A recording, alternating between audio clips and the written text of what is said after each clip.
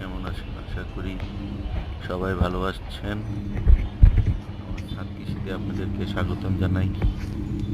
অনেকদিন পর একটা ভিডিও ছাড়লাম। আগের এক ভিডিওতে ঢেঁড়সের বিচি লাগানো দেখিয়েছিলাম। সেই বিচি থেকে মাশাআল্লাহ এখন এই গাছগুলো হয়েছে। সবাই বাড়ির ছাদে এই ছোট টবে ঢেঁড়সের বিচি এভাবে লাগাতে পারেন। অল্প জায়গাতে